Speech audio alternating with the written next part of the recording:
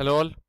जो गेम आपण आत्ता बघणार होतो 2021 साली झालेल्या टाटा स्टील मास्टर स्पर्धेतील 5व्या राऊंड मधला गेम आहे.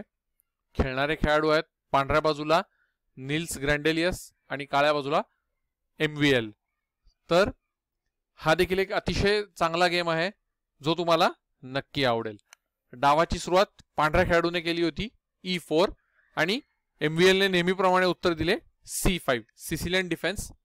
Knight F3 D6 D4 C takes D4 knight takes D4 Knight F6 Knight C3 A6 आणि ॲज एक्सपेक्टेड जेव्हा MVL खेळत असतो तेव्हा बऱ्याच वेळा गेम मध्ये नायडॉर्फ व्हेरिएशन बघायला मिळतं जे आपल्याला आता या गेम मध्ये पण बघायला मिळतंय.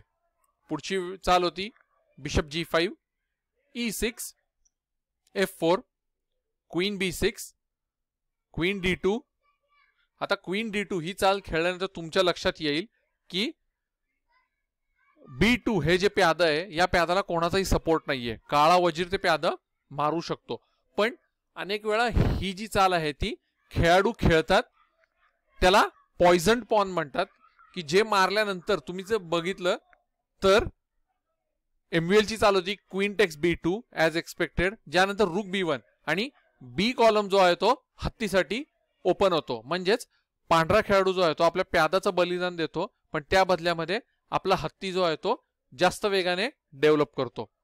पुढची चाल होती queen A3 F5 bishop E7 F takes E6 bishop takes E6 knight takes E6 F takes E6 bishop C4 knight B2 D7 bishop takes E6 knight C5 knight C5 चाल खेळून पांढऱ्या खेळाडूच्या पांढऱ्या वजिरावर पांढऱ्या उंटावर अटॅक आहे. ज्यानंतर bishop B3 rook C8 castle by white knight takes B3 rook takes B3 queen C5 check bishop E3 queen C4 rook F4 queen E6 rook takes B7. आणि आता तुम्हाला ओपन बी कॉलमचं महत्व कळलं असेल. ओपन बी कॉलम असल्यामुळे पांढरा हत्ती जो आहे तो आता B7 घरापर्यंत पोचलेला आहे जिथून तो काळ्या खेळाडूला भरपूर त्रास देऊ शकतो. Castle bye black. आणि आतापर्यंत जे आपण सगळे मूव बघितल्या तर या अतिशय सिंपल मूव आहेत. याच्यामध्ये कुठेही फार काही एक्स्ट्रा ऑर्डिनरी किंवा वेगळाच काहीतरी चाल खेळून काहीतरी कॉम्प्लिकेटेड पोझिशन दोन्ही प्लेयर्सनी क्रिएट केलेली नाहीये. साध्या सिंपल चाली ठेवलेल्या आहेत. पुढची चाल होती H3 H3 चाल खेळण्यामागे काळा घोडा जो आहे तो G4 घरावर येऊ नये हा एक प्लॅन असू शकतो. रुक B8 हत्ती एक्सचेंजची ऑफर दिलेली आहे. रुक A7 रुक A8 पुन्हा एकदा हत्ती एक्सचेंज ऑफर दिलेली आहे. Rook takes A8 rook takes A8 आणि अशा प्रकारे आता दोन्ही खेळाडूंनी एक एक हत्ती एक्सचेंज केलेला आहे. या पुढची चाल होती नाइट D5 आणि नाइट D5 ही चाल बघितलं लक्षात येईल. एकाच वेळी काळा घोडा आणि काळा उंट यांच्यावर अटॅक आहे. या ठिकाणी पांढऱ्या खेळाडूचा प्लॅन असाही असू शकतो की सगळं मटेरियल एक्सचेंज करायचं. जर असं झालं तर तुमच्या लक्षात येईल की घोडा एक्सचेंज होईल. त्यानंतर वजीर देखील जर एक्सचेंज झाला तर ही अशी परिस्थिती बोर्डवर निर्माण होईल जिथे आता काळ्या खेळाडूकडे 4 प्यादी आहेत, पांढऱ्या खेळाडूकडे 5 प्यादी आहेत. दोघांकडे एक हत्ती आणि एक उंट आहे. म्हणजे पोझिशन ही अजूनही इक्वल आहे. फक्त जे एक एक्स्ट्रा प्यादा आहे त्याचा वापर करून पांढरा खेळाडू डाव जिंकण्यासाठी प्रयत्न करू शकतो. आणि हे लक्षात घेऊनच नाइट D5 नंतर सगळं मटेरियल एक्सचेंज न करता MVL ची चाल होती रुक B8. त्याने बी कॉलम जो आहे तो अंडर कंट्रोल घेतलेला आहे. ज्यानंतर C4 bishop D8 queen F2 Knight D7 bishop D4. आता तुमच्या लक्षात येईल की हळूहळू पांढरा खेळाडू जो आहे तो आपला सगळा जो अटॅक आहे तो काळ्या खेळाडूच्या किंग साइड वरती कॉन्सन्ट्रेट करतोय. बिशप G5 हत्तीवरती अटॅक आहे. रुक F5 त्या काळ्या बिशपवर अटॅक केला. बिशप H6, किंग H2 ही एक सेफ मूव्ह आहे. राजा जो आहे तो दुसऱ्या रो मध्ये नेऊन काळा हत्ती जो आहे तो शेवटच्या पहिल्या रो मध्ये येऊन चेक देऊ नये याची काळजी घेतलेली आहे. पुढची चाल होती रुक C8. आता C4 प्यादावरती अटॅक आहे, पण पुढची चाल होती क्वीन G3. पांढऱ्या खेळाडूने C4 प्यादाची काही फारशी फिकीर केलेली नाहीये. त्याने क्वीन G3 ही चाल खेळली आणि ही चाल खेळून तुम्ही जर बघितलं तर आता G7 प्यादा जे आहे ते अंडर अटॅक आलेला आहे. पुढची चाल होती G6. काळ्या खेळाडूने लगेचच प्यादा पुढे घेतलं आणि आपल्यावरती कायम आता प्रेशर राहणार नाही अटॅकचं याची काळजी घेतलेली आहे. या परिस्थितीमध्ये कुठल्याही खेळाडूने आपला हत्ती वाचवण्यावर भर दिला असता किंवा प्रेफरन्स दिला असता, पण पांढऱ्या खेळाडूची चाल होती क्वीन H4 आणि ही चाल तुम्हाला अतिशय सरप्राइझिंग वाटेल, बिकॉज जर G6 चालीनंतर काळा वजीर जो आहे तो G3 वर राहिला असता तर ते प्यादा हत्ती मारू देखील शकलं नसतं. पण क्वीन H4 खेळल्यामुळे काळं प्यादा जे आहे ते पांढरा हत्ती अगदी इझिली मारू शकतं. पण ते इतकं इझी आहे का?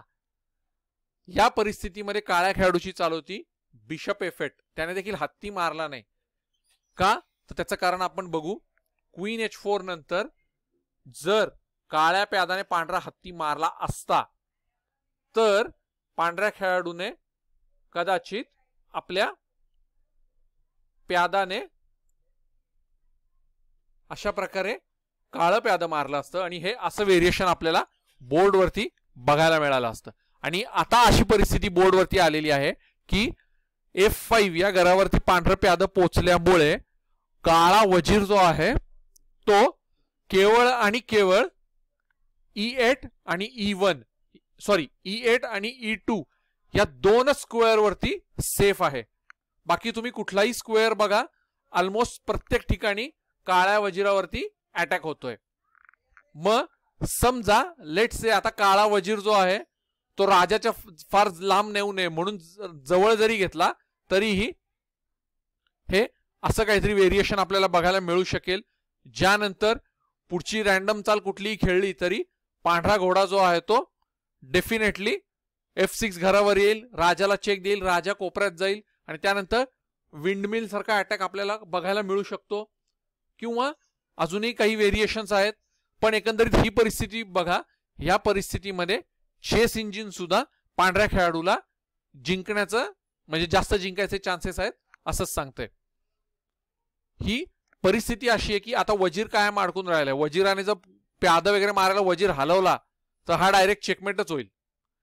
म्हणजेच तुमच्या लक्षात येईल की E takes F5 यानंतर जरी पांढऱ्या खेळाडूने आपल्या हत्तीचं सॅक्रिफाईस केलं असलं तरीही परिस्थिती मात्र पांढऱ्या खेळाडूचीच जास्त फेवरेट आहे. किंवा वजीर दुसरीकडे कुठेही घेऊन बघा, लेट्स से मागच्या सेफ ठिकाणी नेला तरीही पुन्हा उंट मारला जाईल. आता वजीराला पुन्हा कंपल्सरी पांढऱ्या घरावरच यावं लागेल, बिकॉज जर तो दुसरीकडे कुठे गेला तर पुन्हा एकदा G7 वरती चेकमेट होईल. यानंतर आपल्याला काही वेगळी व्हेरिएशन्स जरूर बघायला मिळू शकतात. जसे की पांढरा खेळाडू कदाचित हे प्यादा देखील मारेल आणि त्यानंतर तुम्ही जर पाहिलं तर आता पांढऱ्या खेळाडूकडे 5 प्यादी आहेत, काळ्या खेळाडूकडे 2च प्यादी आहेत. म्हणजेच जर एंड गेम मध्ये गरज पडली तर आपल्या प्यादांचा वापर करून पांढरा खेळाडू जो आहे तो डाव जिंकू शकतो. आणि पुन्हा बघा तुम्ही वजीर जो आहे तो पांढरा प्यादा मारू शकणार नाही, कारण पांढरा प्यादा मारू शकणार नाही कारण घोडा जो आहे तो अशा प्रकारे E7 वर चेक देऊन वजीर आणि राजा दोन्हीला ट्रॅप करेल. म्हणजेच हत्ती मारला गेला तरी पांढरा खेळाडूच डाव जिंकतोय. एकंदरीतच बरीच कॉम्प्लिकेटेड व्हेरिएशन्स आहेत. पण काळ्या प्यादाने पांढरा हत्ती मारणं आणि त्यानंतर पांढऱ्या प्यादाने काळं प्यादा मारणं हे जर व्हेरिएशन आपल्याला बघायला मिळालं तर हे पांढऱ्या खेळाडूच्या फेवर मधला आहे. चेस इंजिन सुद्धा याच व्हेरिएशनला पांढऱ्या खेळाडूच्या फेवर मधलं दाखवतोय. तुम्ही स्वतः देखील हा व्हिडिओ पॉज करून अनेक व्हेरिएशन शोधून काढू शकता, जी तुम्ही जरूर काढा. पण हे सगळं लक्षात घेऊनच क्वीन H4 नंतर मी म्हणालो तसं की काळ्या खेळाडूने हत्ती मारला नाही, त्याने बिशप F8 ही चाल खेळली. ज्यानंतर पांढऱ्या खेळाडूची चाल होती रूक F6, क्वीन E8, रूक टेक्स F8 चेक. आणि आता तुमच्या लक्षात येईल की रूक F6 ही चाल खेळल्यानंतर काळ्या खेळाडूने पुन्हा एकदा हत्ती मारला नाही, त्याने आपला वजीर मागे घेतला. कारण समजा काळ्या खेळाडूने हत्ती मारला असता तर यानंतर देखील तुम्ही बघा पांढऱ्या खेळाडूने काळा घोडा मारला असता. हे देखील व्हेरिएशन पूर्णपणे पांढऱ्या खेळाडूच्या फेवर मधलं आहे. आता राजा जो आहे तो काळ्या कोपऱ्यात जाणं खूप अवघड आहे, कारण हे जर तो काळ्या कोपऱ्यात गेला तर वजीर त्याला चेकमेट करेल, नाहीतर नाईट टेक्स F6 चेक. यानंतर पांढऱ्या घरात आला तरीही वजीर जो आहे तो H7 वरती चेक देईल आणि ही अशी परिस्थिती बोर्डवरती निर्माण होईल की जिथे आता काळा उंट मध्ये जरूर येऊ शकतो, पण त्यानंतर देखील पांढरा घोडा जो आहे तो शांतपणे मागे येऊ शकतो. आणि पुन्हा एकदा तुम्ही जर बघितलं तर उंटाने काळ्या उंटावरती अटॅक केलेला आहे.